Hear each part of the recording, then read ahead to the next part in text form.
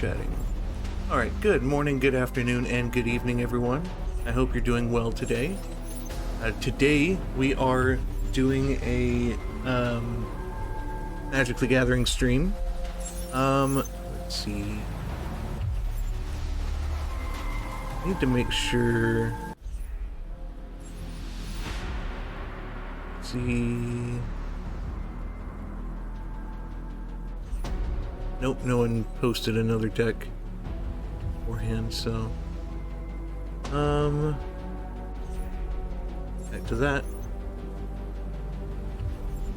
And also, before I forget, I need to get everyone's shout-outs done real quick. Shout-out to Phoenix Kitten 166. And I'm sure Dreamers is in here, but I'm going to go ahead and get that shout out ready.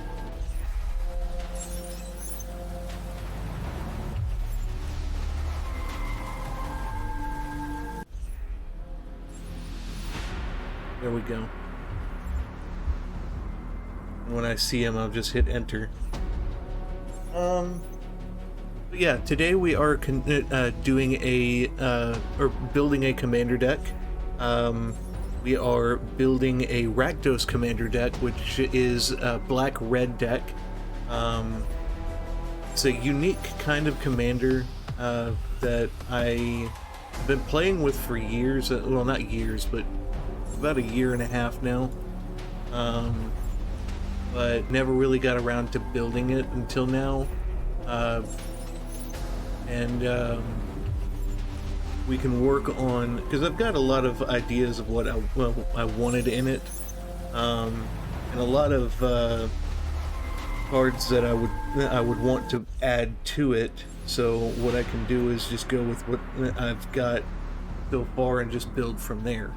But yeah, there's a lot that we can do, and then tomorrow and Wednesday I'm going to be taking a break for a little bit, and then we jump into my 2-week vacation time. So starting Thursday, I'll be doing 6-hour streams on Thursdays and Fridays. I might do 6-hour streams the whole time. It depends on how tired I am, and also depending on what I'm doing those days. Will depend on how long I'll be streaming, because if I'm going to be collabing with someone during those days, then I will do a 6-hour stream. I'm still... I need to get with a few people who I'm going to be collabing with and find out what days they want to collab, and what times, and we can go from there. And then I'll post my itinerary for the week about tomorrow, maybe tomorrow or Wednesday. I'll post that and let everyone know what I'm doing. Also, that 24-hour Pocopia stream, I'm probably going to do that on a Monday, either next Monday or the Monday after next. I'll do that Pocopia stream. So we'll start at 10 a.m. On the Monday that I'm going to be doing it, and then we'll go into Tuesday, which I normally don't stream on Tuesday, but this Monday or next Monday is the only time that I could actually do it. So we'll work on that and have some fun with that. I might restart Pocopia and just start working from there, and just kind of go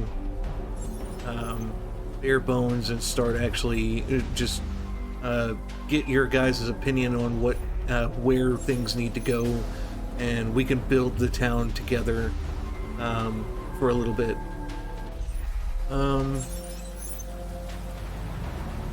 Let's see, I think that should be about... if you're interested in checking out any of my platforms, definitely check out Linktree. I've got my Linktree posted in both chats. I've got my my X, Twitter, and all those in there. Also, I have my merch store in there, so if you're interested in checking out any merch that I have, definitely do so. I've also got an area for my Discord, so if you're interested in checking out my Discord, I've got an area there called Shadow Magic, so you can post a commander that you would like for me to build that day, or that Monday. You can post with a picture, or let me know in chat over there, and I'll build that deck for you on Mondays. Also in there's a place for you to order a 3D printed item.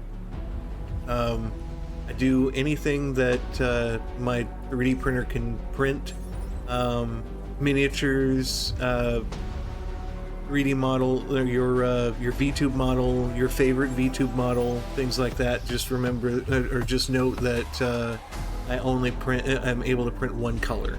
So if you have a file that you would like for me to use, and all of that, we'll work on that, and then we'll work on pricing and everything like that for what we need. And but there's a place called Shadow Forge in my Discord. You can post a picture or a description of what you'd like, and when I see that, I'll get to it, and I'll send you a DM letting me know that I'm on your order. I'm in the process of working on one order at the moment. I finally got a painter, so they're painting my my items right now. So they either done this week or sometime next week. But I'll post those on my Discord and in all of my my platforms for everyone to see whenever those are done. So, all right, now let's go ahead and get to working on this deck. For the commander,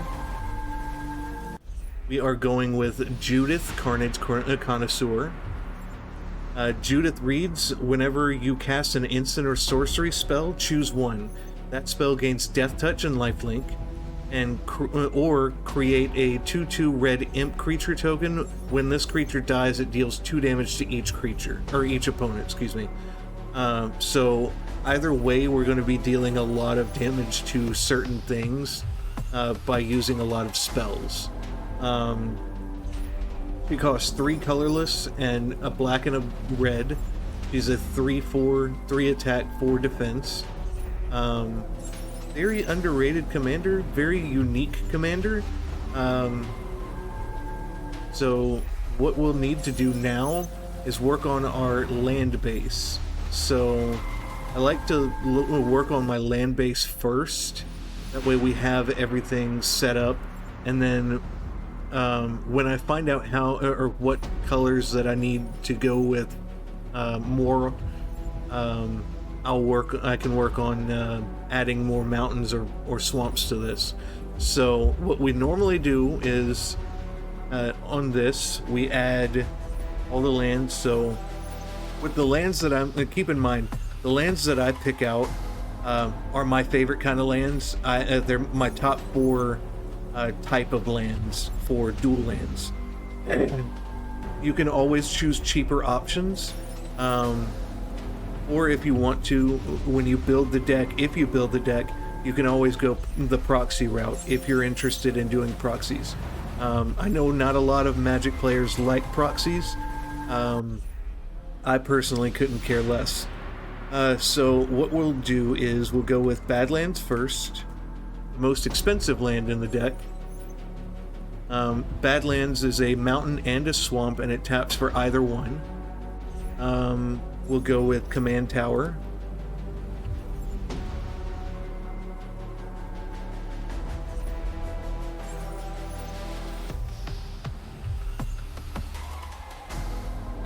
Alright, let's see. Blazemeyer, Verge. I like the Verge lands because they tap for one color, and then if you have another color, like if you have a swamp or a mountain, you can tap for a mountain. So you automatically already have a mountain or a swamp out when it comes in. Then it can change to either a swamp or a mountain if you have a swamp or a mountain out. And Badlands counts as a swamp or a mountain. Also, let's see, Blightstep, Pathway. Pathway lands are also very good lands because you can, when they enter, you can either choose between making it a swamp or a mountain, depending on which way you want, which one you need the most. Alright, Blood Crypt. I'm not really a big fan of the shock lands very much. As this land enters, you may pay 2 life. If you don't, it enters tapped. The good thing about the shock lands are they come in as either a swamp or as both a swamp and a mountain. So that also counts towards Blazemeyer Verge. Let's see, Ravencarns. My favorite land cycle of all time are the filter lands, because the filter lands help you filter whatever land you need. So you can either pay a black or a red, tap it, and you get a 2 black, 2 red, or a black and a red. Or if you don't do that, you could just tap for a colorless mana. So it's really good. What's it called? Mana fixing. If you need it. Okay. Urborg. This will turn all your lands into swamps in addition to their other land types. So you can tap immediately for a black mana with Gravencarns if you ever want to. Well, other than that, it's really not needed. But also, if you only have mountains out and Urborg, you can tap for a mountain or a swamp. So that helps as well. Let's see. Since we're going the Red Imp route, 3 Tree City is another good addition. 3 Tree City, you just count, just say imps, and choose a color, add any amount of mana that color equals to the number of creatures you control of the chosen type. So you can choose imps and tap 2 and add any amount for that. With the fact that the imps, whenever they die, deal 2 damage to each opponent, you can put in a land called Phyrexian Tower. Phyrexian Tower, you can tap it and sacrifice a creature, so you can sacrifice one of your imps to add 2 black mana, and then deal 2 damage to an opponent, or to each opponent. Let's see. I think Izo only gives legendary creatures here, but let's see. Yeah, legendary creatures, so we don't really need that in here. And besides, we're going to be able to put in a card that really is going to be funny when we need to. Alright, so there aren't that many good black and red lands, and we can go the EDH rec route and find more lands that we need when we're done with this. So what we can do now is work on the list that I have right now, and go from there. So what we could do is go Obnixilis.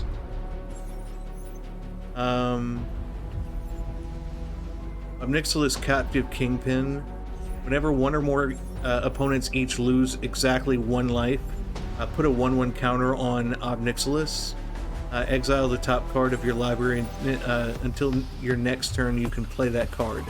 So what we're going to be doing is pinging everyone for one damage every turn by doing a lot of things. Let's see. And you got Obnixilis, the Advisor. Or Adversary, excuse me. He's got Casualty X. This copy isn't legendary and has starting loyalty X. As you cast this spell, you may sacrifice a creature with power X. When you do copy this spell, the copy becomes a token. Then you have loyalty 1. Each opponent loses 2 life unless they discard a card. If you control a demon or devil, gain 2 life. -2, create a 1/1 red devil creature token with when this creature dies, it deals 1 damage to any target. -7, target player draws 7 cards and loses 7 life.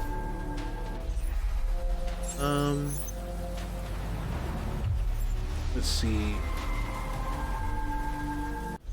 Zariel, Archduke of Avernus. This one states, creatures you control get +1/+0 and gain haste until end of turn. Create a 1/1 red devil creature token with when this creature dies, it deals 1 damage to any target. You get an emblem with, at the end of the first combat phase on your turn, untap target creature you control. After this phase, there's an additional combat phase. Alright, so we'll go ahead and go with the creatures now. Bergi, God of Storytelling. Whenever you cast a spell, add red mana, 1 red mana until the end of until end of turn. You don't lose mana as steps and phases end. Creatures you control can boast twice during each of your turns rather than once. And on the back you have Harnfell, Horn of Bounty.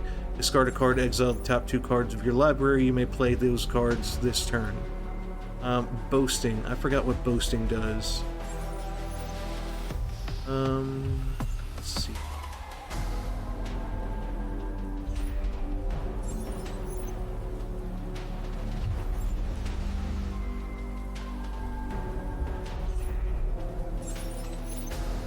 Boasting is an activated ability introduced in Kaldheim that allows a creature to trigger a bonus effect if it has attacked or is currently attacking during that turn. Boast abilities can be activated only once per turn, anytime during that turn, including in the middle of combat or during the end step. Okay. We've got that.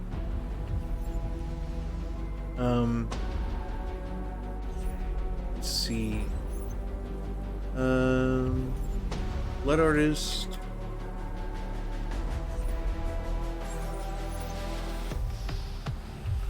Whenever this creature or another creature dies, target opponent loses a life and you gain a life. We're going to be sacrificing our tokens all the time, dealing damage, making everyone lose life, and all of that. So let's see. Braids. Risen Nightmare.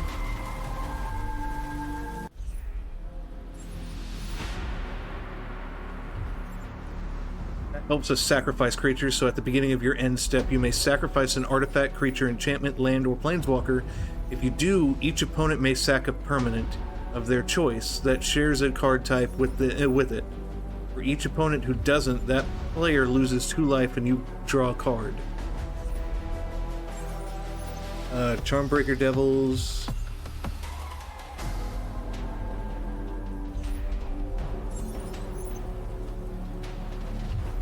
At the beginning of your upkeep, return an instant or sorcery card at random from your graveyard to your hand. When you cast an instant or sorcery, Charmbreaker Devils gets +4/+0 until end of turn. So that gives you graveyard recursion of your spells that you're going to be casting. Dribnod, Carnage Dominus. The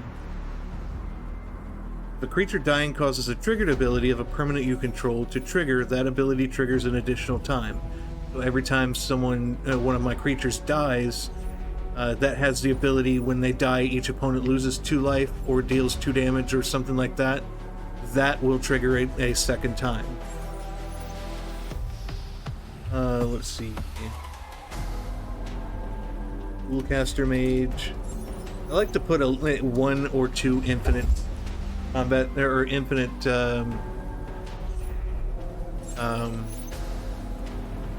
infinite combos in there. Dualcaster Mage is one of them. When it enters the battlefield, copy target instant or sorcery. You may choose new targets for the copy.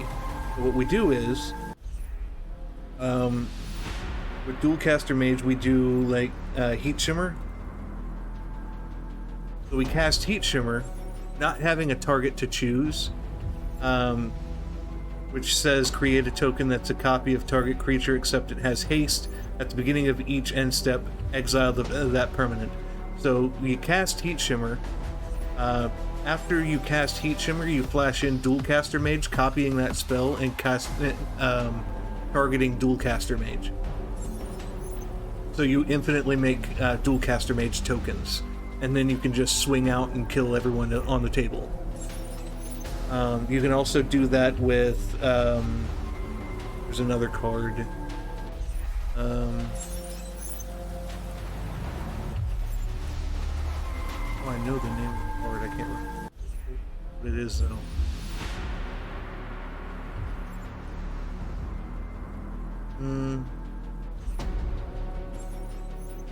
I'll remember it whenever I get a chance to look it up.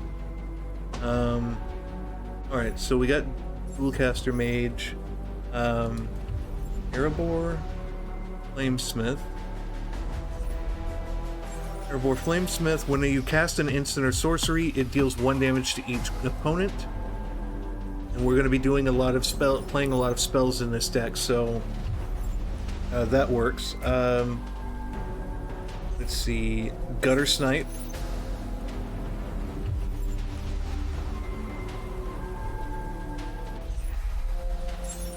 Gutter Snipe, when you cast an instant or sorcery, this creature deals 2 damage to each opponent. Harmonic Prodigy.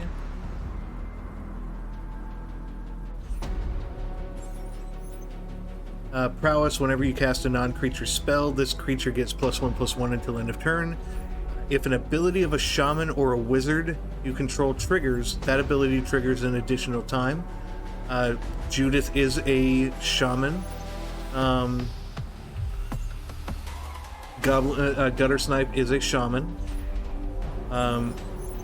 Dualcaster Mage is a wizard. Let's see. Okay, so far that's a good amount of wizards and shamans. Jury, Master of the Revenue. Jury states, whenever you sacrifice a permanent, put a 1/1 counter on it. When Jury dies, it deals damage equal to its power to any target. You can keep building him up and sacrificing him as a huge bomb, or just building him up and attacking with him. Hottie.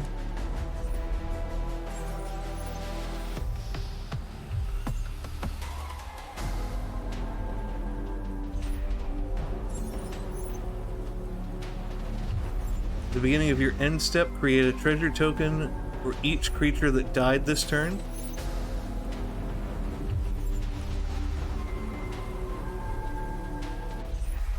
Mayhem Devil.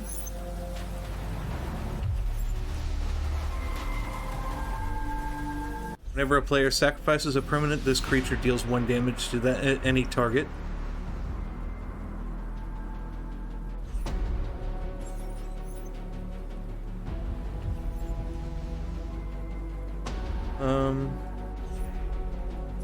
Mirkwood Bats.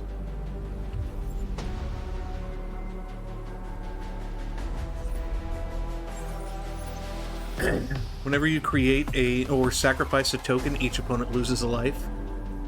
So each of those one life triggers, like Mayhem Devils, Mirkwood Bats, all of those trigger Captive King, Obnixilis Captive Kingpin.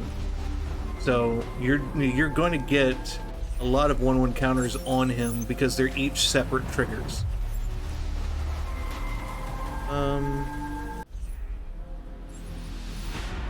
Pitiless Wanderer.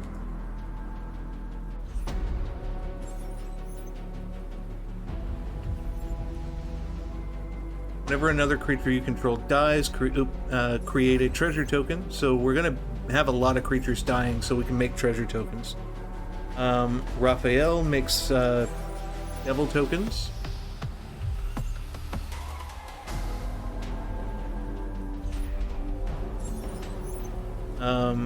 Other demons, devils, imps, and tieflings get +1/+1 and have lifelink.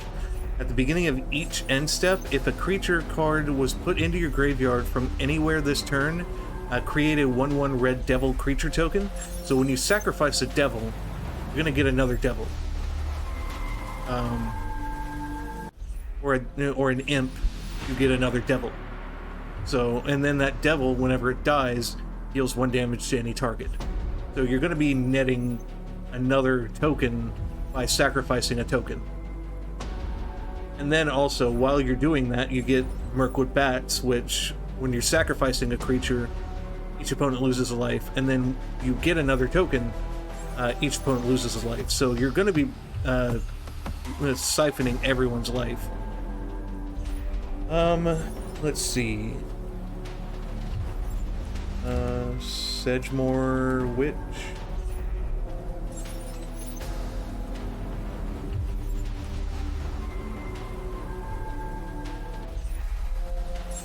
Whenever you cast or copy a instant or sorcery spell, create a 1/1 black-green and green pest token.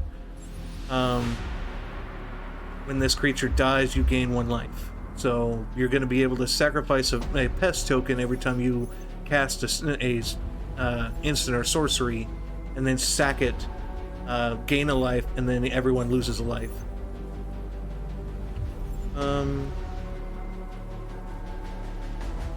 Dolphin. Mayhem Dominus, which doubles the damage. The source you control would deal non-combat damage to an opponent or a permanent. An opponent controls, it deals double that damage to that player or permanent instead. Stormkiln Artist. This will give you more treasure tokens. And also, mind you, the treasure tokens also are making people lose life. So everyone's losing life every time you're making a treasure token as well. Stormkiln Artist. It gets +1/+0 for each artifact you control. And whenever you cast or copy an instant or sorcery, create a treasure token. And there you go. You get more treasure tokens this way, so you can pay for spells. Sir Conrad Grim. Sir Conrad states, whenever an opponent, or whenever another creature or a creature card is put into a graveyard from anywhere other than the battlefield, or a creature card leaves your graveyard, Sir Conrad deals 1 damage to each opponent. So whenever one of my creatures dies, each opponent loses a life. And then you can pay 2 and each player mills a card. You can use treasure tokens to do that, by the way. All those treasure tokens you're netting. Torwaki the Younger.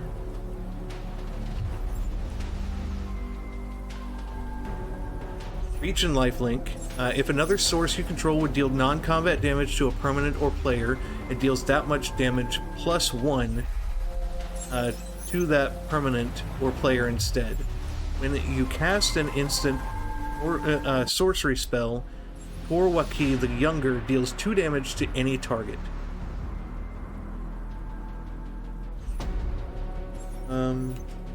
Seer. This helps you sacrifice creatures. Seer, sacrifice a creature, scry 1. Young Pyromancer.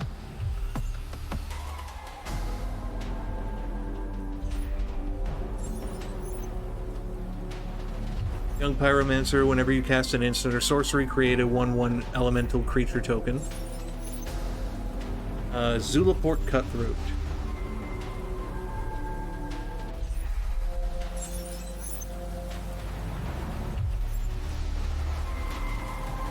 Whenever this creature or another creature you control dies, each opponent loses a life and you gain a life.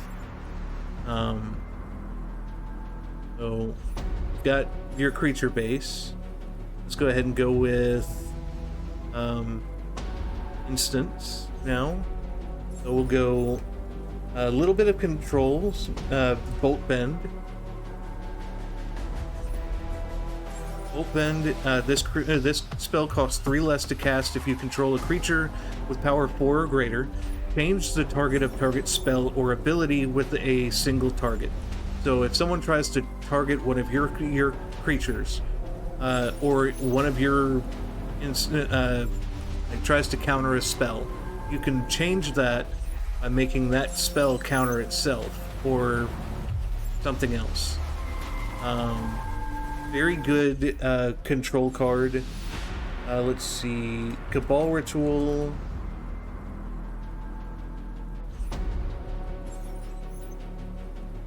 Cabal Ritual, add 3 black mana to your mana pool.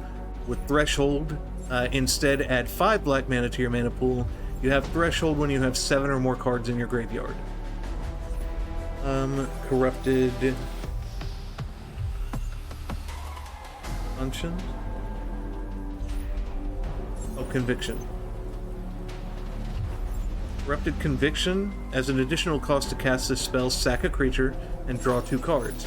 You're going to be able to sacrifice one of your devils, deal a damage to each opponent, and then draw 2 cards. Culling the Weak.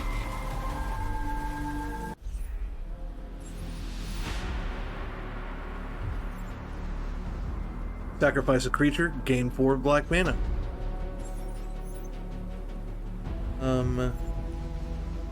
Dark Ritual. 1 black mana, you get 3 black mana.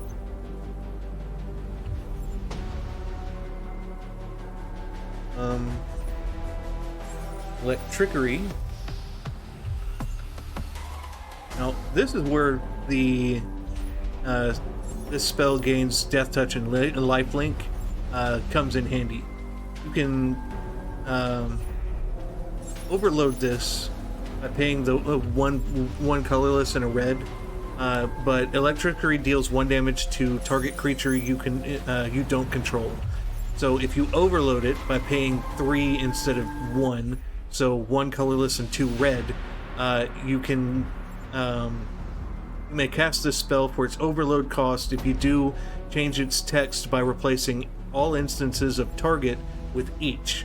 So each of your opponent's creatures get dealt 1 damage. All of those creatures die because they all have Death Touch, or they all get hit with Death Touch. And you gain all of that life with each instance of 1 damage dealt to each creature. So that's a good card in a Judith deck. Really, really recommend putting that in any Judith deck you ever build. Imp's Mischief. Another great Bolt Bend card. Change the target of target spell with a single target. You lose life equal to the spell's mana value. Seething Song. The instants we're going to be casting are a lot of mana fixers. So this gives you a lot, another 5 red mana. Showstopper is another must-have in all Judith decks.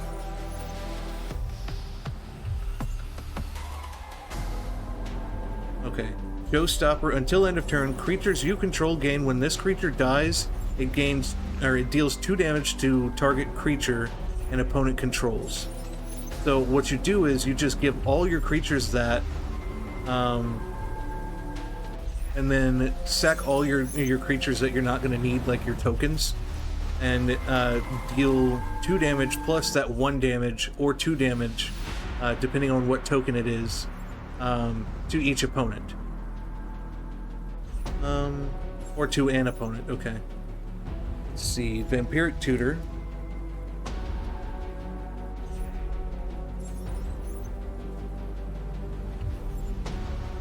Always got to have tutors in your deck, because those tutors can really make or break your game. Search your library for a card, then shuffle and put that card on the top of your library. You lose 2 life. Village Rites.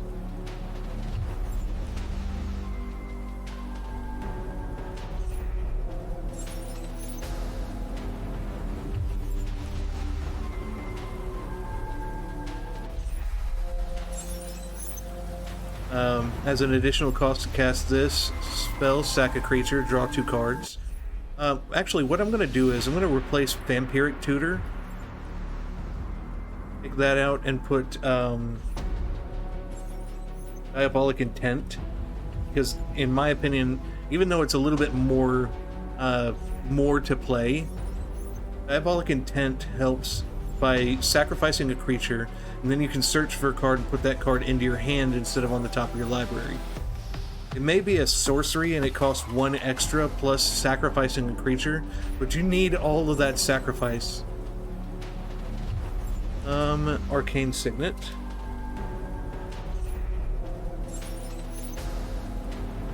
Arcane Signet, you just tap and add a mana of any color that your commander color identity is. Soul Ring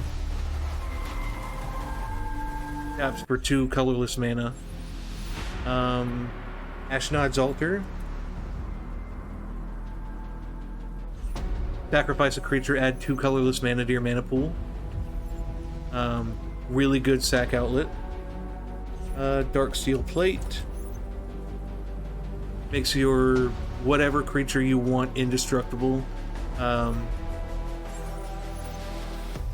would recommend putting it on either your commander, Braids, or someone that you really want to keep protected. Like Raphael, someone like that. Mithril Coat.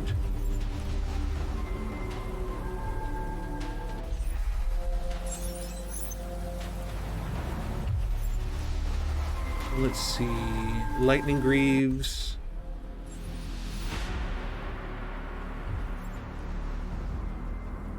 Mithril Coat gives your creature indestructible as well. Lightning Greaves gives your creature Shroud and Haste, with an equip cost of 0. Swiftfoot Boots.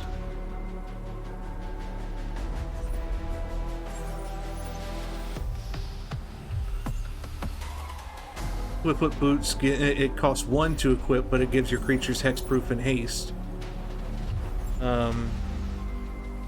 Alright, let's see. Phyrexian Altar, another great sack outlet, giving you more mana. And that gives you colored mana, so whenever you sacrifice a creature, add 1 mana of any color to your mana pool. Shadow Spear.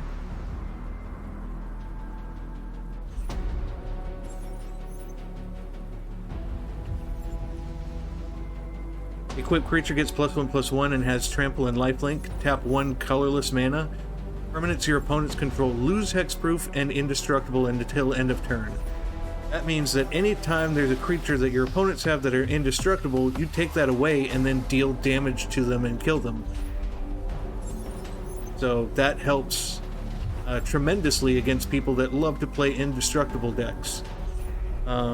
which I'm not sure if your play group is as bad as mine, but mine loves to use indestructible or phasing. Skull Clamp is another great one because you're making 1/1 tokens. So those tokens are going to die when you equip this to that, because that they can't have 0 defense, because it gives your creature equipped creature +1/-1.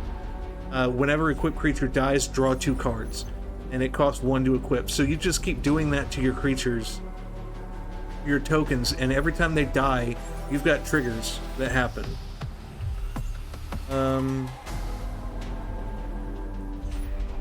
Board of Light and Shadow.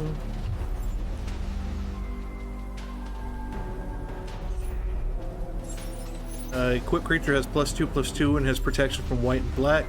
Whenever equipped creature dies, deals combat damage to a player, you gain 3 life, and you may return up to 1 target creature card from your graveyard to your hand. So that helps you bring back creatures from your graveyard that you need.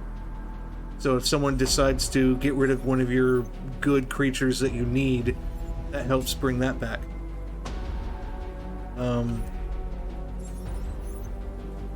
Wait, what was the other one?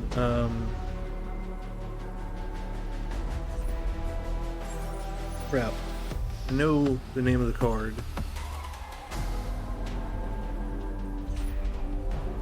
Okay, hold on. Let me go to artifacts real quick. Ability artifacts. There's a card that I really like using in stack decks.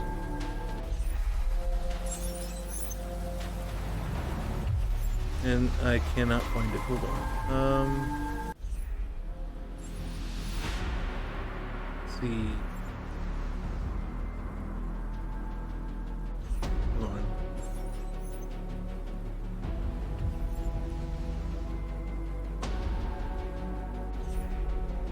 Persist. It gives your creatures persist.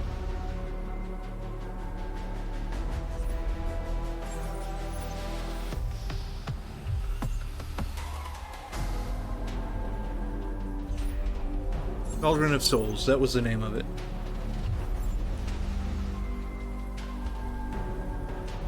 Cauldron of Souls is a really good one because once you sacrifice all your tokens, you can give them persist. Choose any number of target creatures. Each of those creatures gain persist until end of turn. When it dies, if it had no -1/-1 counters on it, return it to the battlefield under your control with a -1/-1 counter. So, when you sacrifice all your 1/1 creatures, when they die, they come back with a -1/-1 counter on it, and they die again. So you're bringing them back, and then immediately using their ability, their effect to deal damage again. I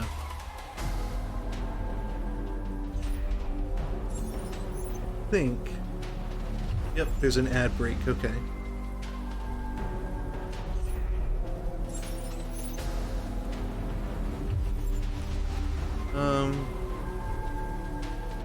So what I might do actually is take out Sword of Light and Shadow, because Cauldron of Souls is way better, in my opinion.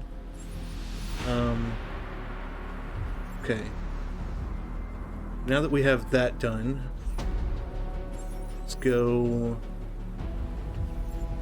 enchantments.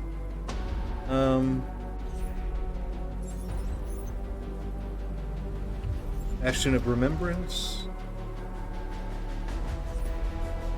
Whenever a creature dies, there it is. Whenever this enchantment enters the battlefield, create a 1/1 white human soldier creature token. When a creature you control dies, each opponent loses a life and you gain a life. Black Market Connection.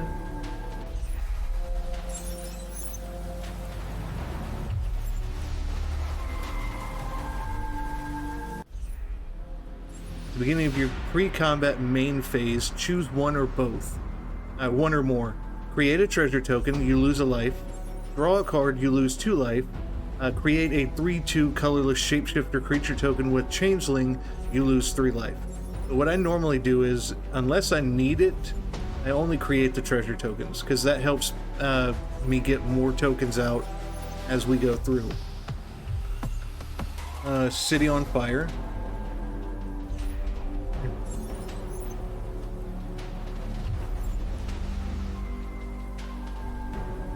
City on Fire has Convoke, so you can tap as many creatures as you can to reduce that 5 mana cost, but we have so many cards that can add mana to our mana pool. If a source you control would deal damage to a permanent or player, it deals triple that damage instead.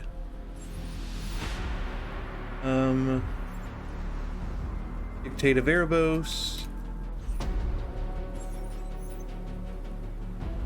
Or no, Dictate of the Twin God, excuse me.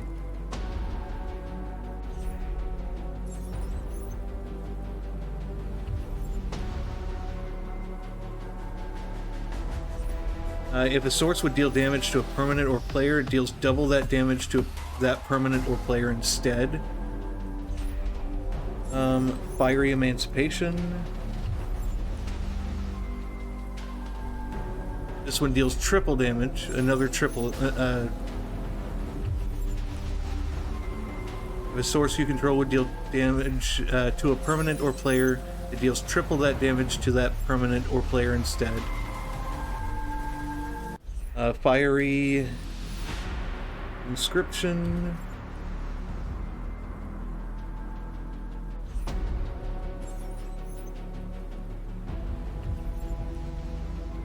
When you cast an instant or sorcery, Fiery Inscription deals 2 damage to each opponent.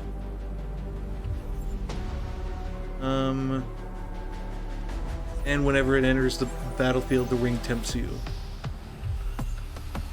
Goblin Bombardment.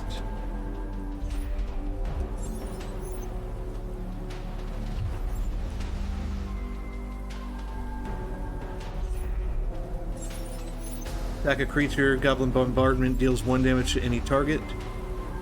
We need Impact Tremors. Whenever a creature enters the battlefield, I believe. Whenever a creature you control enters, this enchantment deals 1 damage to each opponent.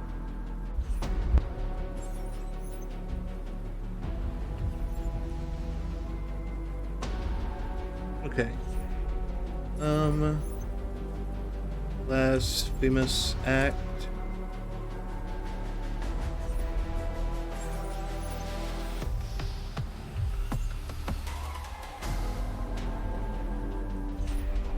Blasphemous Act deals 13 damage to each creature. It costs 1 less to cast for each creature on the battlefield. Blazing Volley is another good one.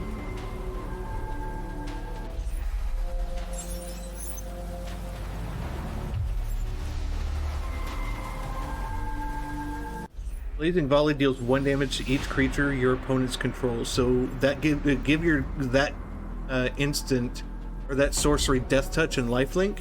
It will do the same thing that Electrickery does to all your opponent's creatures.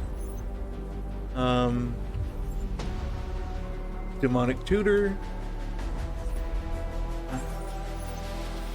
That's another library searcher. So search your library for a card, then put that card into your hand, then shuffle.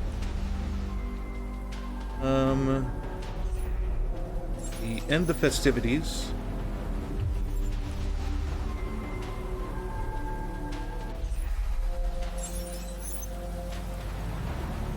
End the Festivities deals 1 damage to each opponent and each creature and planeswalker they control. So another Blazing Volley card right there. Faithless Looting is another good card for draw.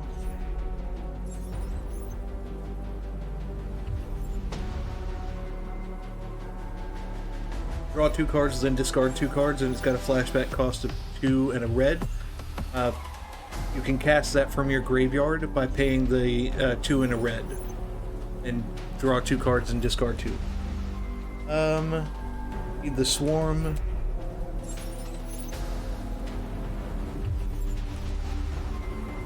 One of the few cards in black that destroys enchantments.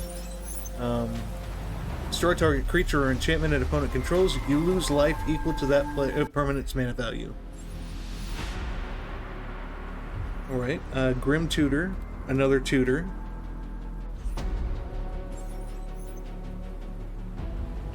I always recommend putting tutors in a deck, even if you have to proxy them, because they're really good, helpful cards to put in your deck. Search your library for a card, put that card into your hand, then shuffle your library and you lose 3 life. Prisoner's Dilemma.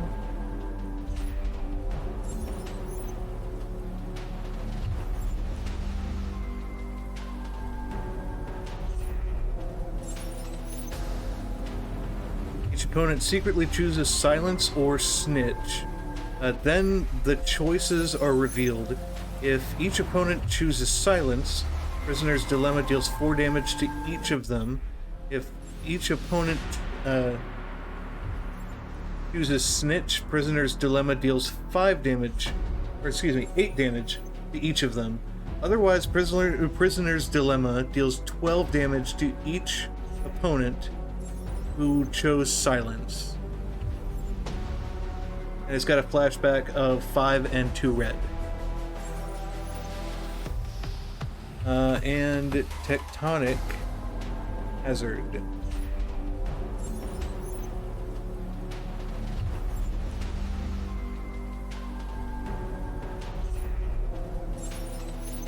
Tectonic Hazard deals 1 damage to each opponent and each creature they control.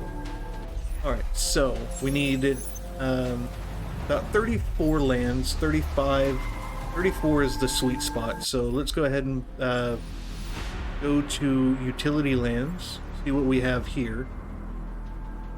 Don't like using a lot of the lands that they recommend using. Because these lands are trash in my opinion. Most of them come into play tapped, or they have certain things that you need to use them for, or to use for them. Pay 3 life. Pay life equal to the number of colors in your commander's color identity and draw a card. War Room is okay. I think War Room is a fair card. That helps you draw.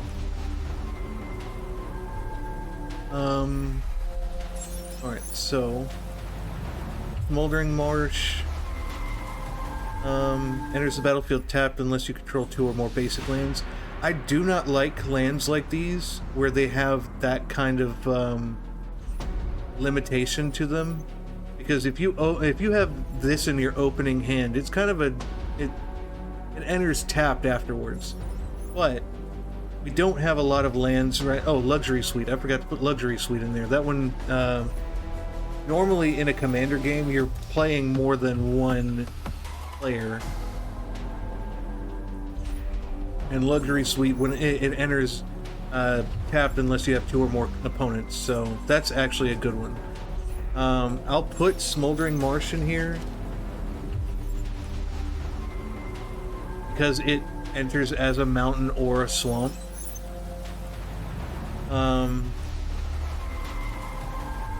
Dragon Skull Summit enters tapped unless you control a swamp or a mountain. Still, again, what if you don't have lands that are, all your other lands are lands that aren't swamps or mountains? It's okay, but sometimes I've been in a situation where those kind of really don't help you. Dragon Skull Summit, excuse me.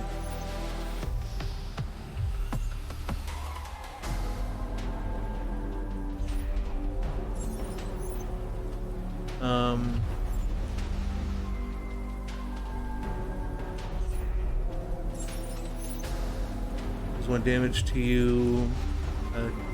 Already did Blood Crypt. There's tapped unless you have 2 or more lands. Haunted Ridge. Again, I don't like Haunted Ridge, but we need mana fixers, so there's not a lot of good options in red-black that really help. Tainted Peak, colorless mana, add a black or red, activate only if you control a swamp. Tainted Peak, to me, the Peak lands are worse Verge lands. Because the Verge lands, they tap for a black and tap for a red if you have a swamp or a mountain. Whereas these tap for colorless unless you have a swamp or a mountain. And activate only if you control a swamp. So you really need a swamp, not a mountain, to use that. But it's still in a deck like this, it's really not going to matter much. But like I said before, I don't like these lands. You can always choose different lands if you want. If you find better lands to play, you are more than welcome to do so. Let's see.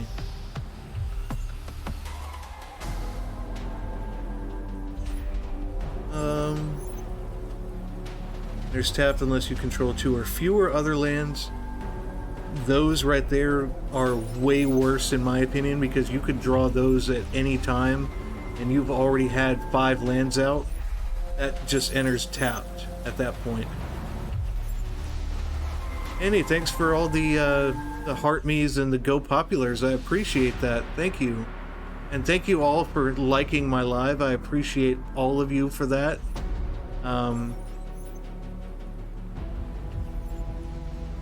Let's see, what else?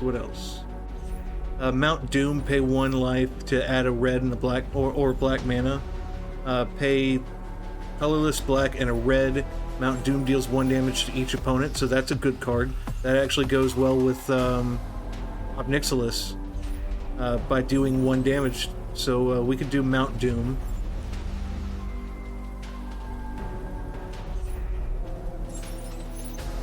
Sacrifice Mount Doom and a legendary artifact. Choose up to 2 creatures, then destroy the rest. Activate only as a sorcery by paying 5 colorless, a black, and a red. I don't think I'll be using that one that often. One, because I don't think I have legendary artifacts in here. Nope, I've got Shadow Spear. But that's about it. I don't think I have any other legendary artifacts, so I don't really need it. I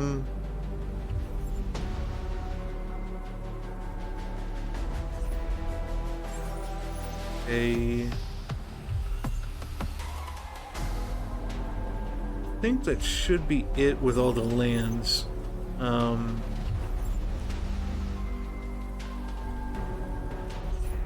we can add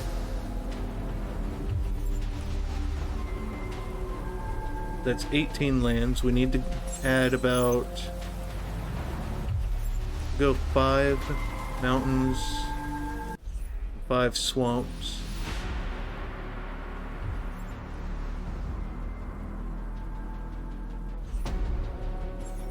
Just keep bumping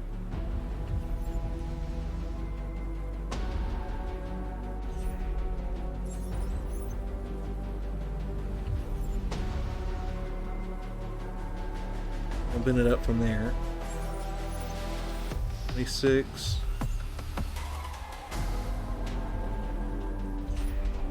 We'll go 1 more.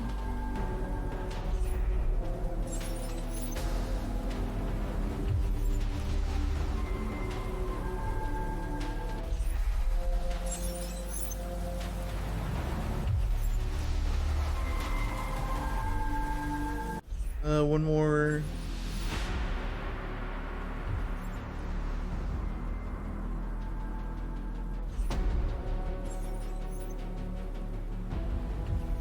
Alright, 34 lands. So how many do we have in our deck? 101 cards. Let's see. I think we can take out Jury because that one kind of builds up pretty... I mean, it'll build up fast for a little bit, but I think it's going to run out of gas. We'll take out Jury.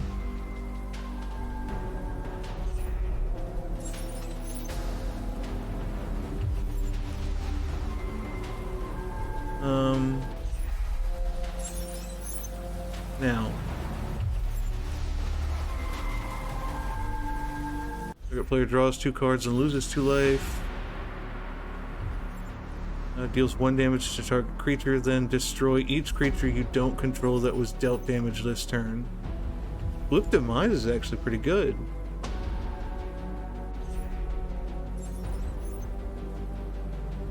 Smash to Dust deals 1 damage to each creature your opponents control. Okay. Actually a good card. What can we take out to do that, though?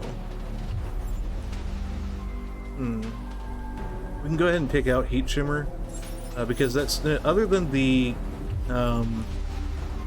infinite combo loop, it's not doing much.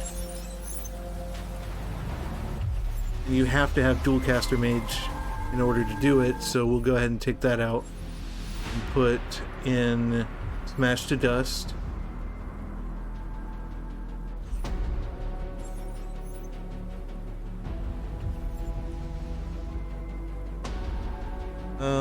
Let's see.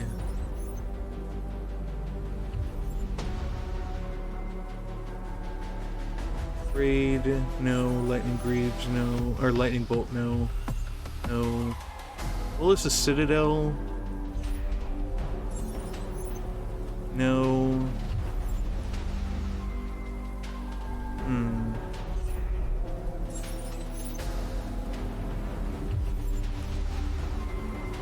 You cast an instant or sorcery, deals 1 damage to each opponent. So yeah, Electrostatic Field we could put in there.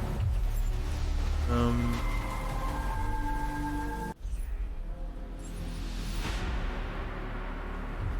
ahead and do that one. Whenever you cast a non-creature spell, this creature deals 1 damage to each opponent. Coruscation Mage. Cast a non-creature spell, deals 2 damage to each opponent.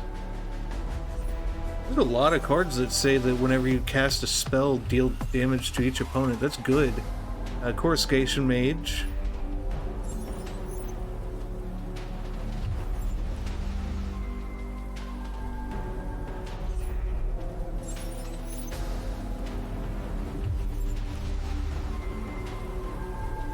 I'm going to end up having to go over for a minute just to add all these right here.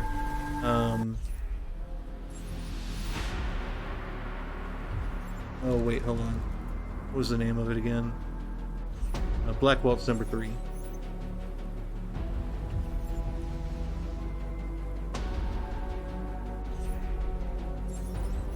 It's the instants and sorceries you control have Death Touch. I'm going to end up taking Blood Artist out because it only targets 1. And possibly Burgi as well.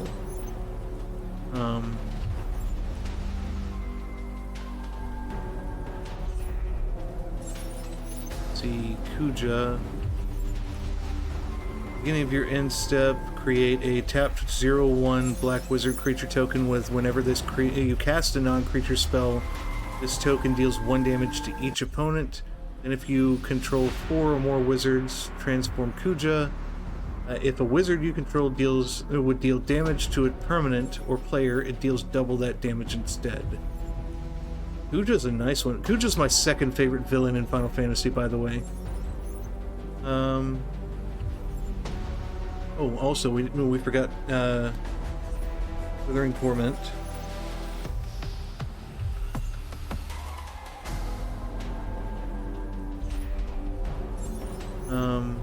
So what we'll do is take out Blood Artist.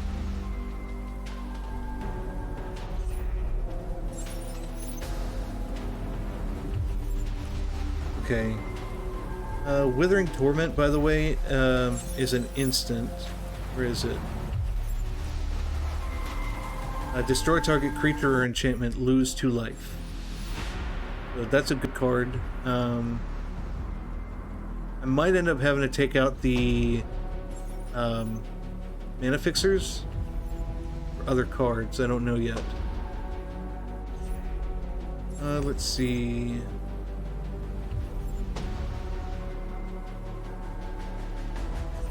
Whenever you cast a non-creature spell, it deals 2 damage to each opponent. Longshot Rebel Bowman. Might take out Pitiless Plunderer. That's only that's netting you treasure tokens whenever a creature dies, but it's not helping the cause. So Longshot Rebel Bowman put in there. We'll get rid of Pitiless Plunderer.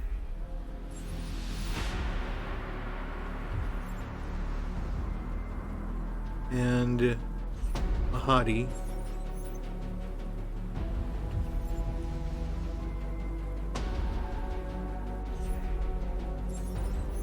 Thanks again, Andy, for all of the Go Populars and the Heart Me's.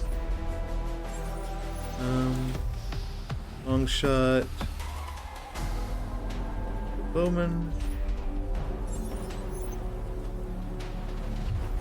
Alright, so we have 100 cards already, but we can still do better.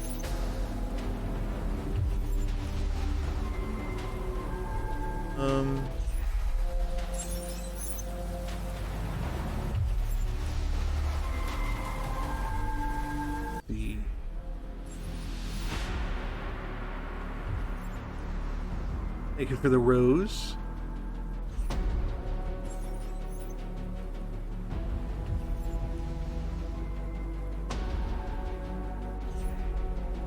Think.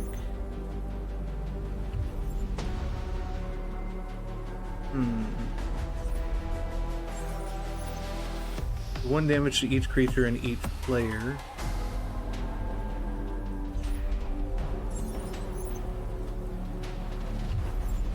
For 4 mana, I can regenerate each creature I control and deal 1 damage to each creature and each player. That's actually good. Whale of the Nim.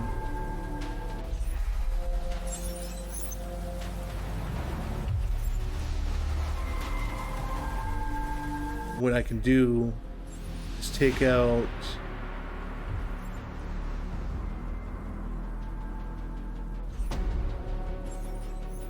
Yeah, something I really don't need. We'll go ahead and take out City on Fire.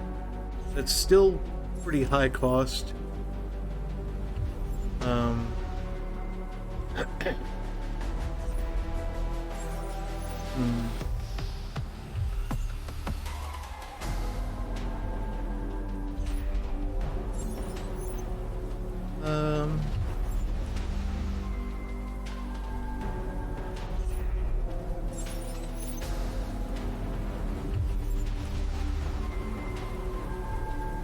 I like using the kill spells, but we're going to be killing a lot of creatures anyway with one damage, so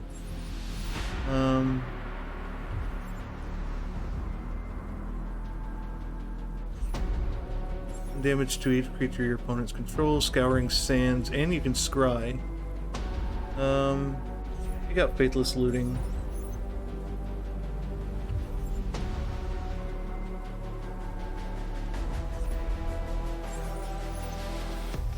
Scouring Sands.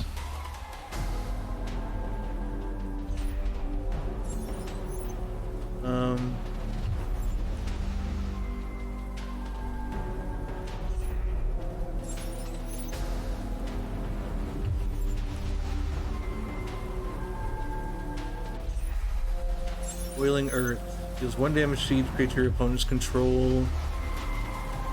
Cast this for 6 and a red. Also put 4 1/1 counters on target land. No, I wouldn't do that. I'd just do the play Boiling Earth.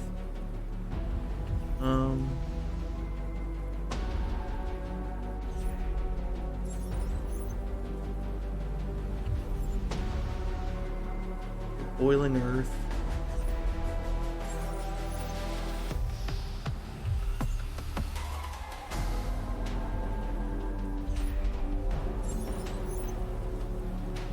Now, with that, I've got to figure out what to take out now with Boiling Earth. Which I'd probably end up taking out Corrupted Conviction.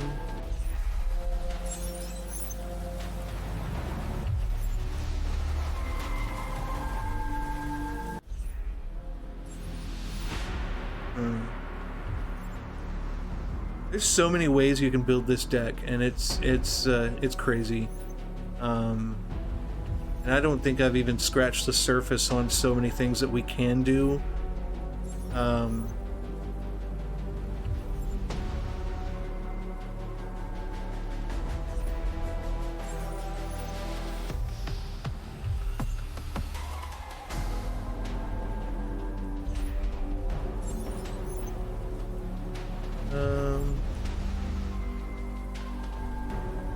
Whenever a creature is dealt damage, repercussion deals that much damage to that creature's controller.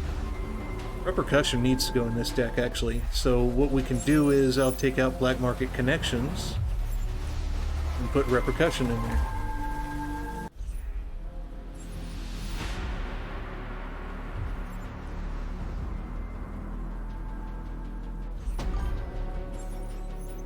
Hey Zell, how are you?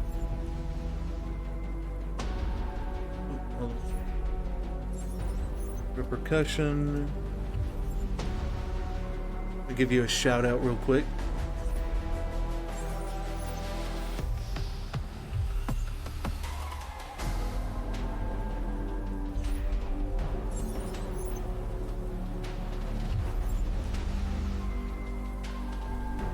I've been doing pretty good. Feels like I'm entering a battle. You're not entering a battle, but you definitely are entering, which I've got to work on the deck more, but we're almost done with it. We've already got 100 cards in it so far. Let me go ahead and give you a shout out, Stina.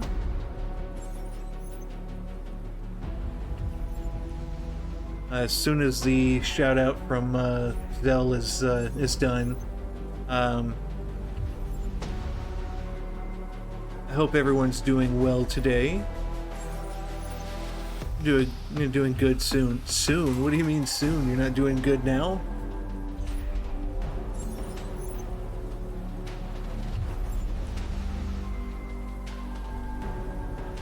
Okay, let's see. What else can we put in here that's pretty evil?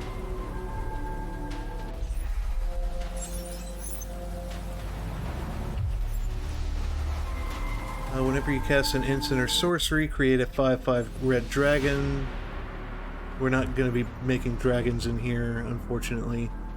Whenever you cast an instant or sorcery, copy it. You may choose new targets for the copy. This ability triggers only once each turn. Add 2 mana of in any combination of colors.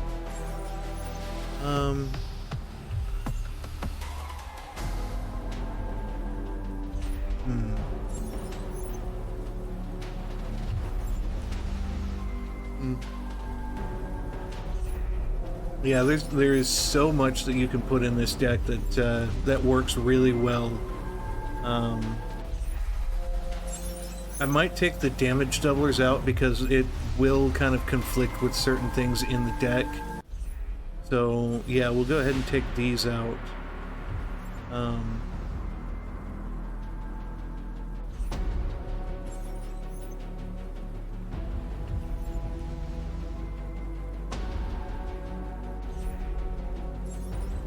And we have 99 cards in the deck, so let's go ahead and find one more card.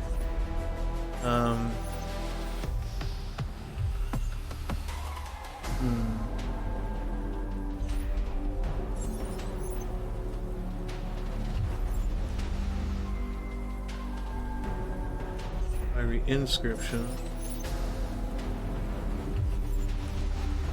Fiery...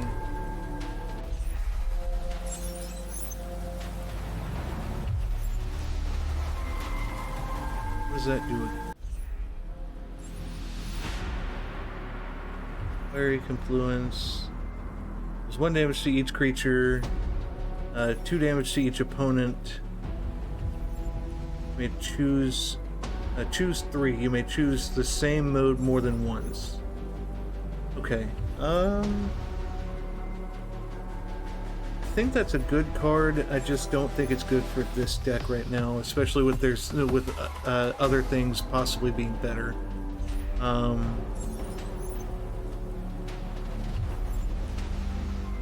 so I'm able to get that enter button. Give Cinna a shout out.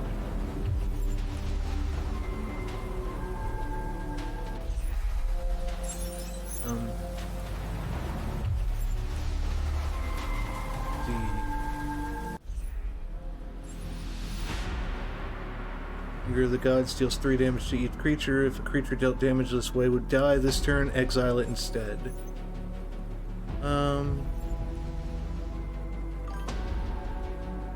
I think next paycheck I'll commission or buy a model.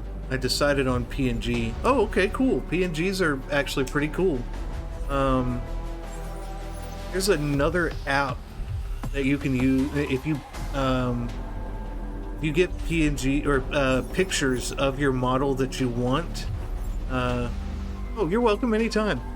If you get pictures of character of your choice, you can make a PNG style stream. It's called Irium. IRIAM.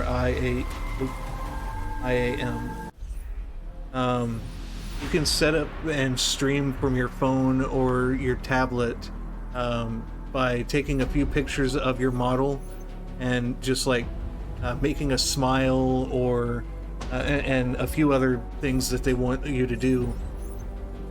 One of the YouTubers that I follow, Nightmarish Nix, she uses the website or the app. Very good app to use if you're doing PNG tubing.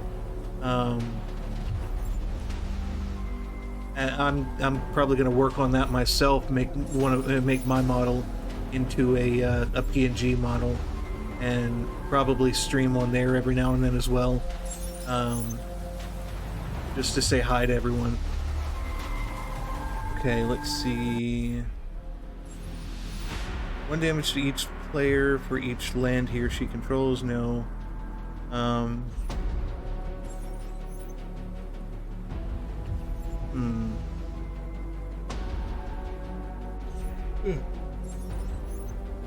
One damage to each creature your opponents control. Creatures your opponents control can't block this turn. Hey Blanket, how are you? Also, I didn't notice your hydrate until after the stream, so I did hydrate after the stream.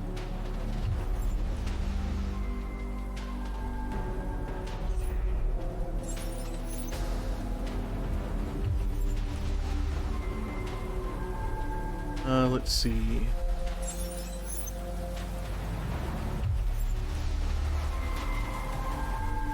I'm doing good, and that's totally fine. When I'm able to give you a shout out, I'm going to give you a shout out as well.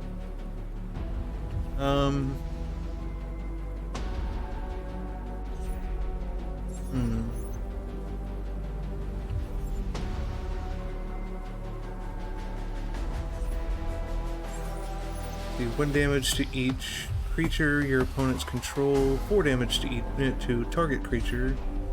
Arrow's Demonstration, a Vandal Blast,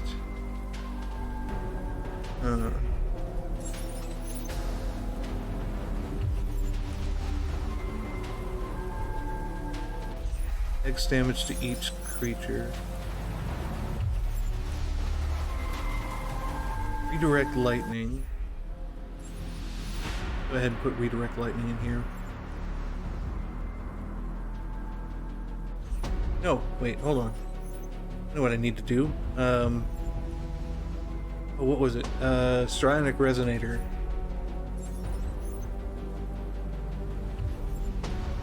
So anytime I cast any of my spells that deal 1 damage to something, or deal damage to each creature, I can copy Judith's triggered ability and do both abilities, making an imp token and giving my instants and sorceries Death Touch and Lifelink. That's good. Alright, so I think that's... yeah, that's 100 cards. Let's make sure we have a good, well-rounded deck before we test it out. Okay, that's good. That brings back instants and sorceries back from our graveyard. If another source would deal damage to a deal non-combat damage to a permanent or player, it deals that much +1. Actually, we'll take you out and put Lithoform Engine in.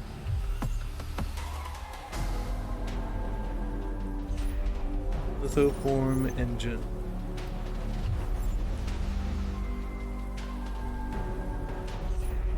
Lithoform Engine, Pet's Ears.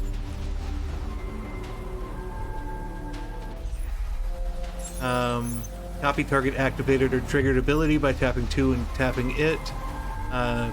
You may choose new targets for the spell. If you target instant or sorcery spell you control, you may choose new targets for the copy.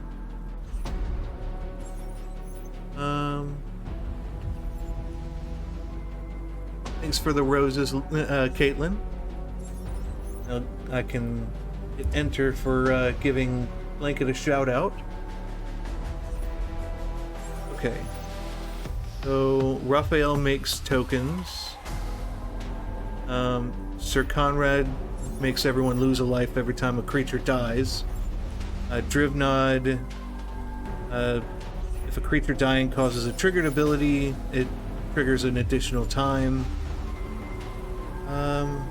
We'll make treasure tokens with that by casting instants and sorceries. Sulpham we can take out. We can go ahead and see what can we put in. Redirect lightning. Go ahead and do that. Alright, redirect lightning. That gives us more protection.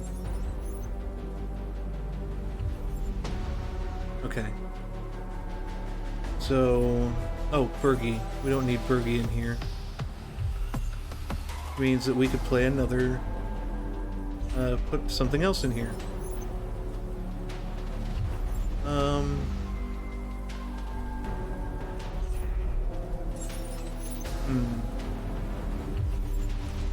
Turn the favor.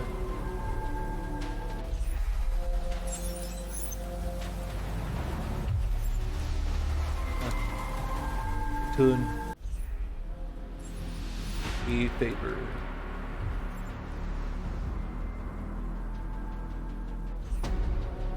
Return the Favor is another good one. It changes the target target spell or ability with a single target, or copies an instant or sorcery spell or activated ability or triggered ability. So that helps with Judith's ability as well. Okay, so with that, Obnixilis, he'll get bigger by dealing 1 damage to each person.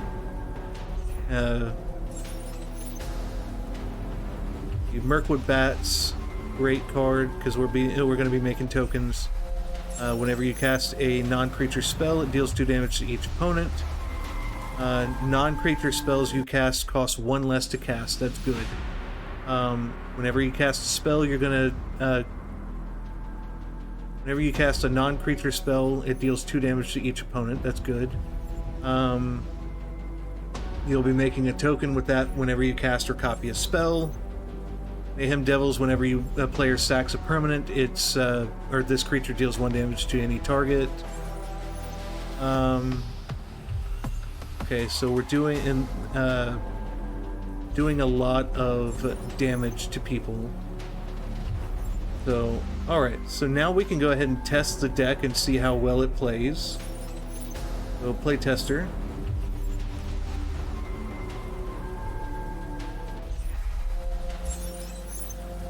Alright, so we started out with 2 mana, a black and a red mana, so that's good, and we've got Strionic Resonator.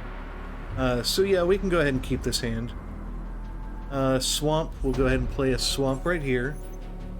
Go next turn. We'll play a Mountain. Tap the Swamp and Mountain to play a Strionic Resonator.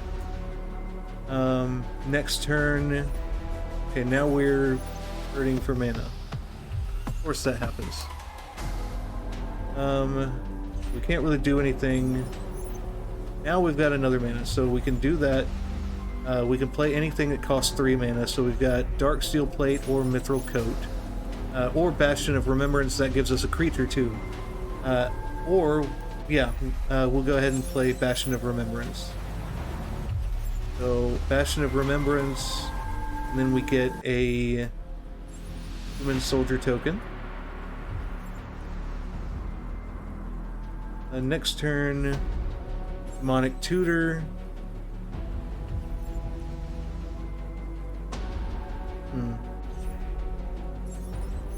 Now we'll go ahead and play Demonic Tutor and search our library. Nope.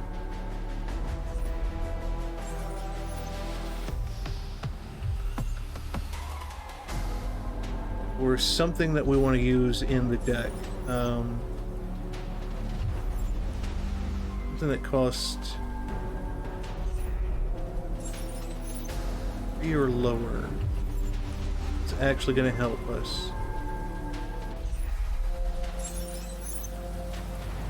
We could choose a creature that costs 2. Whenever you cast an instant or sorcery, it deals 1 damage to each opponent. Coruscation Mage, whenever you cast a non-creature spell this turn, this creature deals 1 damage to each opponent. These are good, solid cards.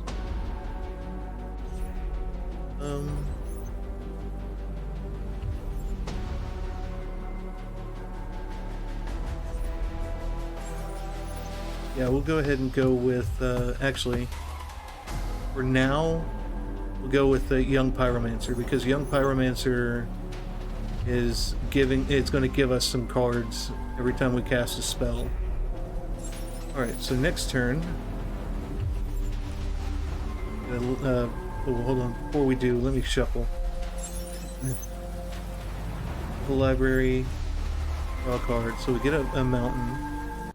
We've got 4 mana now. We'll play Young Pyromancer.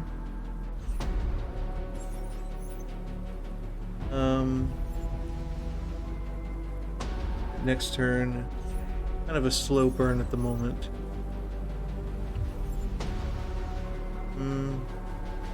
A Dark Steel Plate.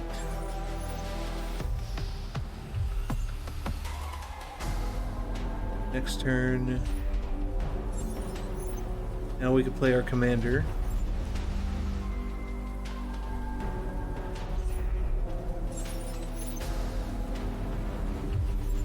And next turn, Electrostatic Field, that's a good one.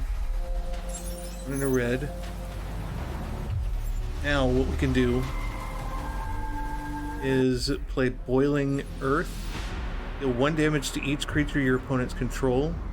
When we cast it, we're going to give that card Death Touch and Lifelink. Let's say you're... hey Maya, how are you? Thanks for joining. Alright, so we're gonna do 2. That's good. We're gonna say we have 5 creatures out on board right now. So we deal 1 damage to each of those creatures. Also, what I'm going to do is... Oh, I can't. I don't have enough mana. But all of those creatures die because of that. We gain 5 life because of that. So...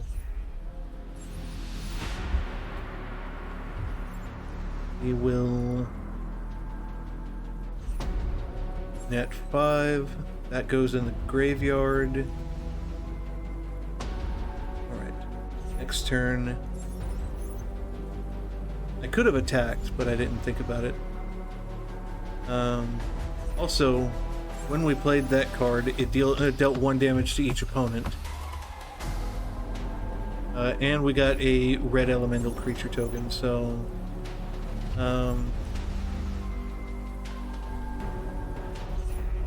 So now, we've got Phyrexian Altar, so we can do... Okay, tap 3, play Phyrexian Altar.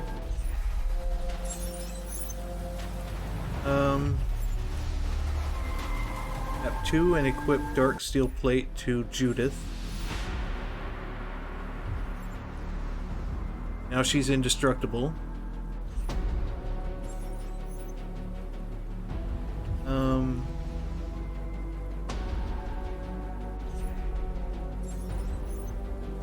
see. We'll go to next turn. Fiery Inscription. That deals 2 damage to each opponent when we cast it. Or, no, every time we cast an instant or sorcery. So we'll do that by tapping 3.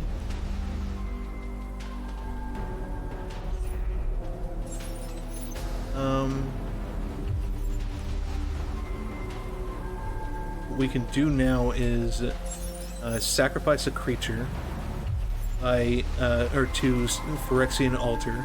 When we sacrifice a creature, each opponent loses a life and I gain a life. So we'll go do that. That creature goes to the graveyard. Then, because I sacrificed a creature to Phyrexian Altar, I'm going to tap 2. Because this triggered, I'm going to trigger it again. Each opponent loses 2 life. And it loses a life and I gain a life. This is kind of a slow deck right now. Next turn, Arcane Signet.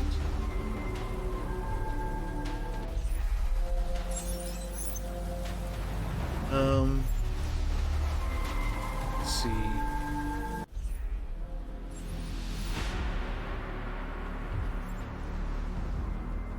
Don't have any instants and sorceries that I want to play right now, but I will play Mithril Coat. And next turn, Raven Carns. Tap 5 mana. Play Cauldron of Souls. And give all my creatures persist. Whenever they die, they come back with a -1/-1 counter on them. I'm not getting any instants and sorceries that I need in this, so what I'm going to do is reset this game. Start a new game.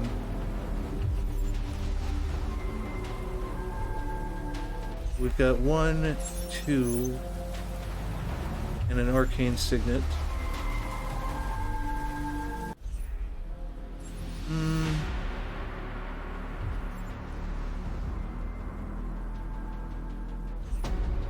Unless you control 2. Okay, that will enter tapped, so that's not good. Go mulligan. Hey, Caitlin. What's that?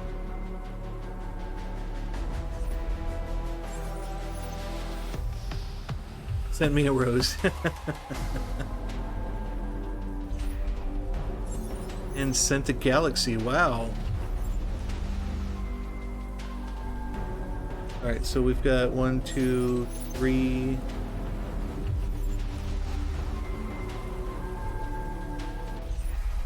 Thank you for the galaxy and the roses.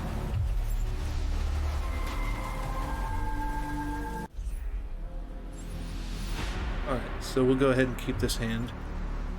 And the hand hearts. Alright, so we'll go ahead and play Man Tower. Next turn. Anyway. We got a swamp. Back to work. Alright, well, I will see you whenever you're off work. Are you streaming today? Oh, I will.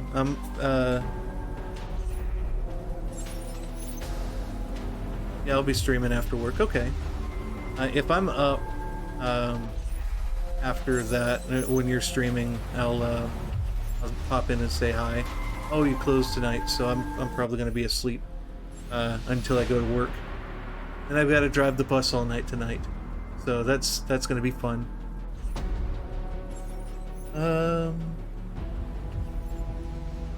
Okay, next turn, we'll go ahead and play that.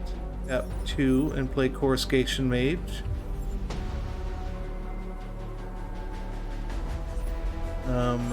Next turn, we'll play another land. A Sedgemoor Witch.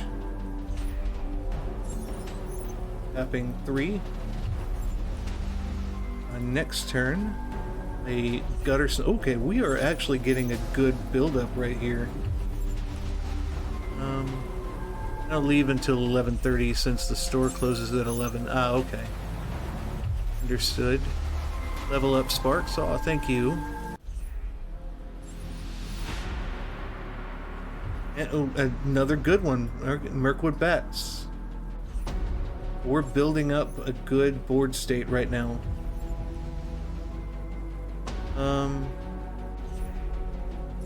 So now that we have 5 mana, we'll go ahead and tap 5 and play our commander.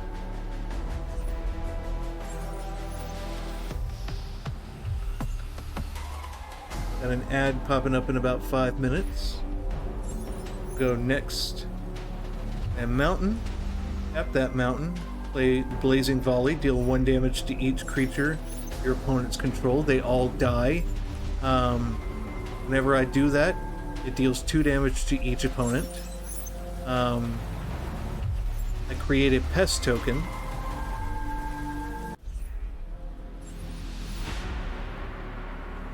And it deals 1 damage to each opponent. So they took a total of 3 just from that one spell. I can tap 1 black and sacrifice that pest. Draw 2 cards. That pest goes in the graveyard.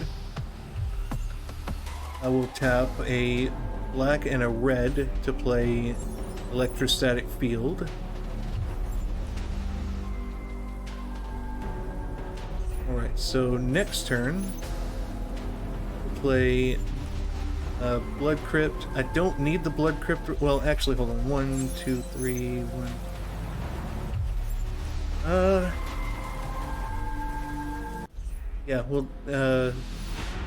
let that come into play tapped.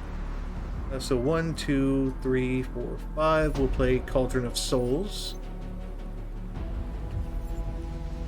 And we can really attack, I just don't really know what creatures they have, or I mean, if I had another player to play against, this would be an even better matchup to test this deck out a little bit more. We'll play Soul Ring.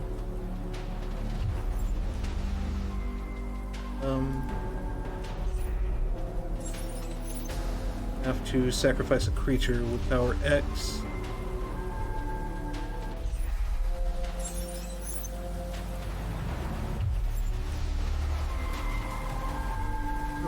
Do I want to sacrifice? I can sacrifice Sedgemoor Witch.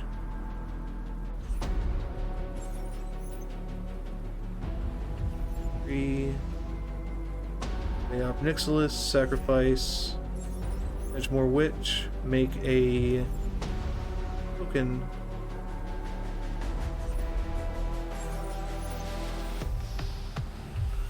Copy of him.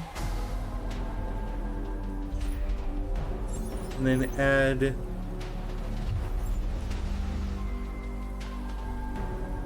one. Each opponent loses 2 life unless they discard a card. If you control a demon or devil, you gain 2 life. I don't have a demon or devil out at the moment, but I do want to move up that loyalty. And then I'll do it again. Move up the loyalty.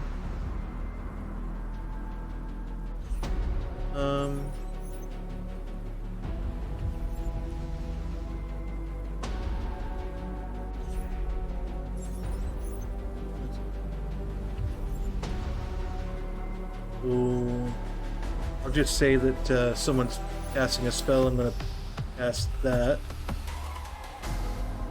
Or when I cast that, I make a red imp token.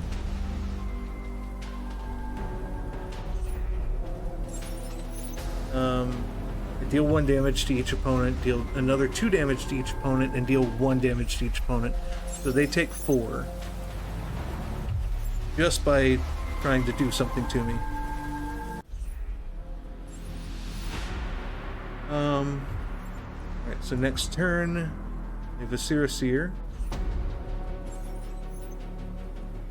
Oh, also they lose a life because I made a token. And they lost another life because I made another token. We'll go ahead and bump both of them up to 5. Sacrifice this token. Each opponent, or deals 2 damage to each opponent, and then I scry 1.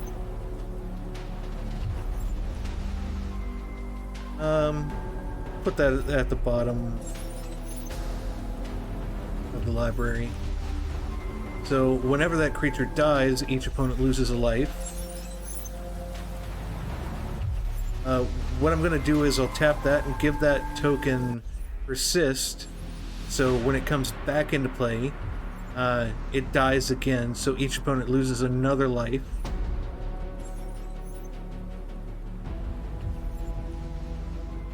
Next turn. Yeah, this is one of those decks that people just... You have to kind of make sure that no one's paying attention to you, because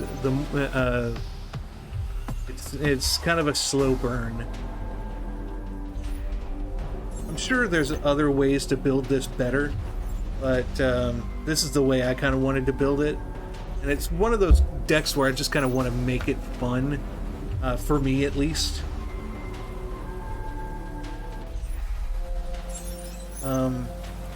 Not necessarily the best deck I've ever built, but it is a fun deck. We'll make a human soldier token, which each opponent loses a life for that. Sacrifice that human token to look at that. We'll put that at the bottom of our library. And that comes back with persist and does it again, so each opponent loses another life. We'll redirect a spell, making everyone lose another 4 life. Creating another token. Imp token.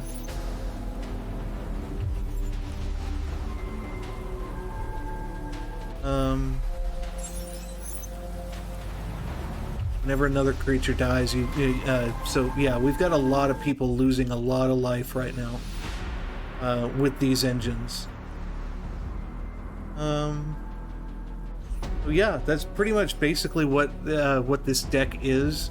It's just making a lot of tokens, dealing damage to everyone at small bursts. What I'm gonna do is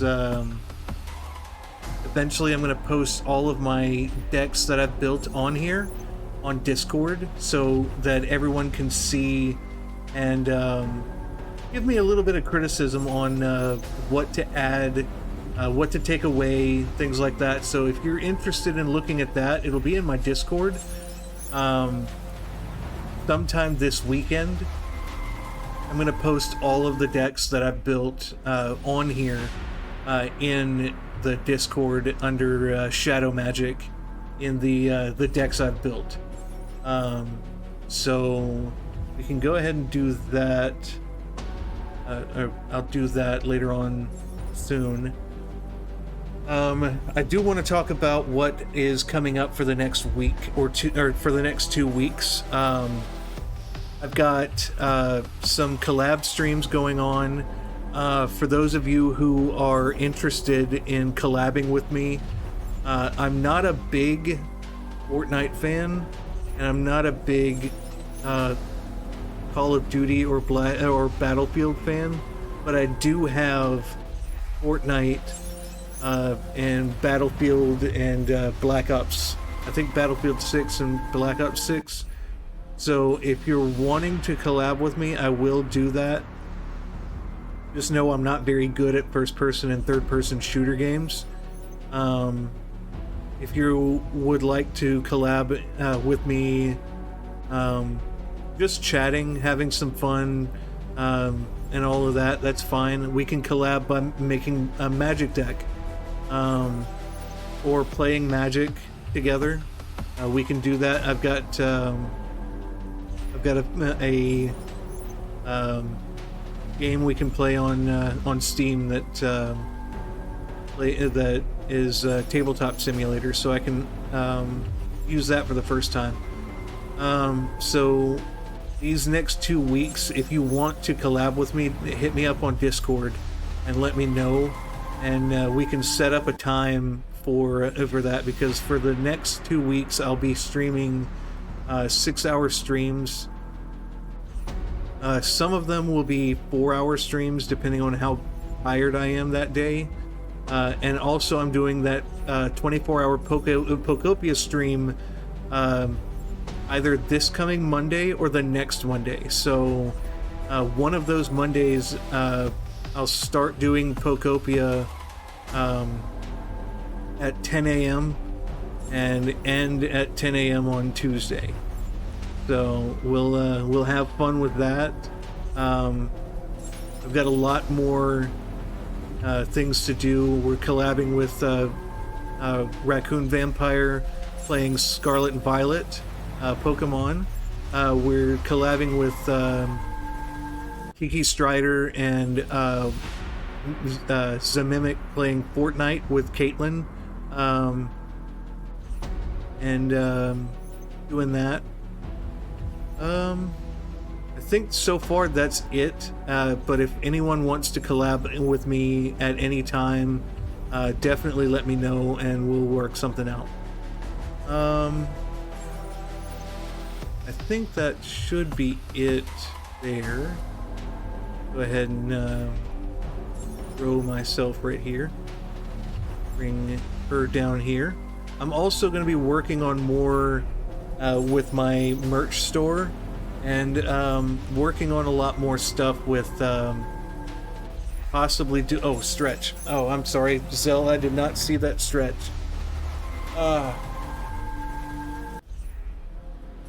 Alright.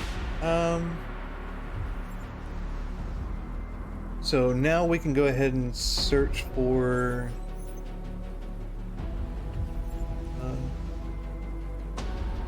raid partner.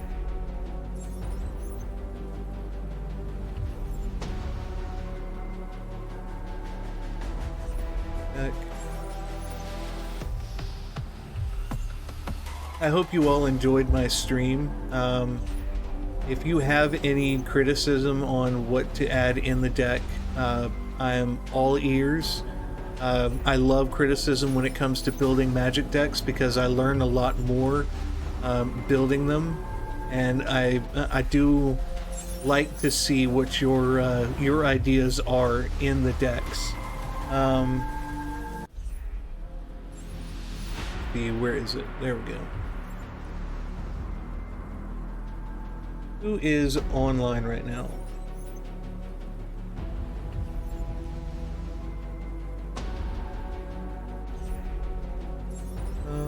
Raid following.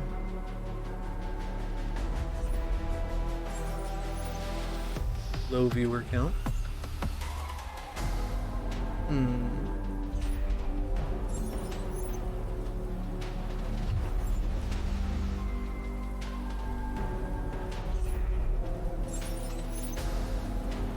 Albrillionaire's playing Fortnite. We can raid her. I haven't raided her in a while, actually.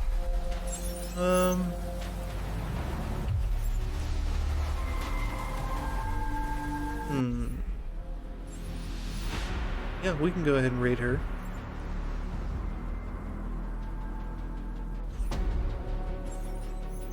And she's celebrating her year-long anniversary on Twitch.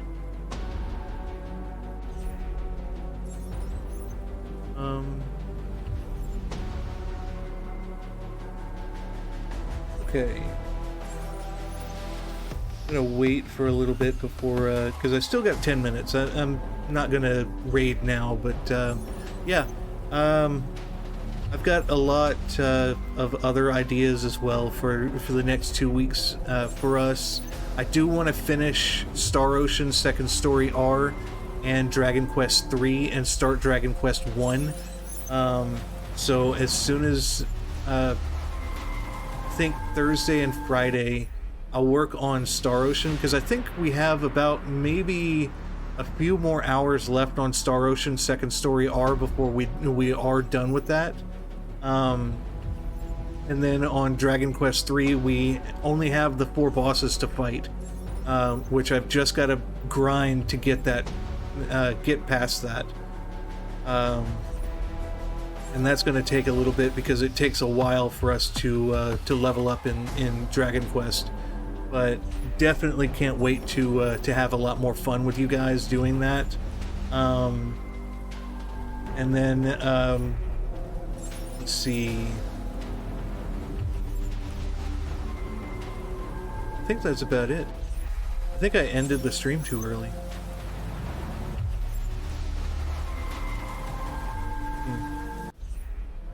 Well, I guess we'll end it here. I hope you all enjoyed it. Let's go ahead and hit the start raid. I hope you all have a wonderful day, afternoon, evening, and night. Stay safe out there. Blanket, I hope you also have a wonderful day. You all, hopefully I will see you all Thursday. Thursday is when we start the 6-hour streams, so I can't wait for that. That's going to be so fun. We'll be playing Star Ocean, and hopefully finishing Star Ocean Thursday, and we can go ahead and work on the next Star Ocean game in the series and continue with that one, because I'm hoping to get finished with all of the Star Ocean games by the end of the year,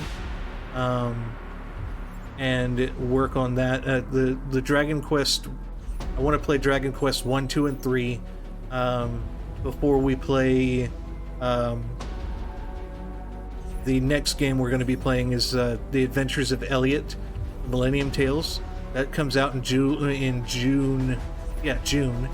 And then in September we're doing a Chrono Trigger stream, so I'm going to definitely have fun with that one. I have not played Chrono Trigger in so long. I think longer than 10 years, so it's time for me to play Chrono Trigger again. So yeah, it's I've got a lot of things planned for us this year. A lot of JRPGs. I still need to play Octopath Traveler 1, 2, and 0. So that's probably going to be next year or the end of this year that we're going to be playing that. And quite a bit of others like Wild Arms. One streamer already has been playing Wild Arms for quite a while. As soon as I can get a better setup for my computer, I definitely want to play those on an emulator or something. And there's quite a bit on my backlog that I'm going to want to play. I want to finish Chrono Cross on here. I did not finish that last year. I think this year or next year I want to finish it. So we're going to go and do that again. The problem is that I have to get back to where our save data was on the PlayStation, because playing it on Steam is just terrible. So, alright, let's go ahead and start that raid again, and raid into Albrillionaire. Alright, have a wonderful day. See you all later.